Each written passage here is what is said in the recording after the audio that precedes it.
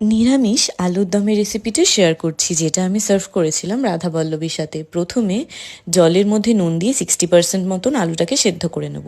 এইবার তেলে আলুটাকে শুধু হলুদ দিয়ে ভেজে নেব, কোনো নুন দেবো না, যেহেতু আগে দিয়েছিলাম সেদ্ধর টাইমে। এইবার তেলের মধ্যে গোটা গরম মশলা ফোড়ন দিয়ে আদা কাঁচা লঙ্কার পেস্টটা দিয়ে কাঁচা গন্ধ চলে গেলে দিয়ে দেবো নুন, হলুদ, জিরের গুঁড়ো, ধনে গুঁড়ো, কাশ্মীরি লঙ্কার গুঁড়ো। ভালো মতন ভাজা ভাজা করে নিয়ে তারপর দেবো টমেটো পিউরি। মশলাটা আরও একটু ভেজে নিয়ে তারপর টক দইয়ের সাথে চিনিটাকে খুব ভালো করে ফেটিয়ে তাতে দিয়ে দেবো।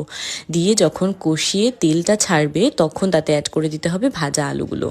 দিয়ে আলুর সাথে ভালো করে মশলাটাকে মিক্সড করে নিয়ে এইবার গরম জল অ্যাড করে দেবো, যতটা তোমরা গ্রেভি রাখতে চাও। বাকি যে আলুটা সেদ্ধ হওয়া বাকি, সেটা এই জলই ফুটতে ফুটতে সেদ্ধ হয়ে যাবে। আর নামানোর সময় শুধুমাত্র ধনেপাতা। তোমরা শেষটায় ঘি গরম মশলা দিতে পারো, তাহলে ধনেপাতাটা দিও না। রেসিপিটা ভালো লাগলে অবশ্যই কমেন্ট সেকশনে লিখে জানিও। বাই।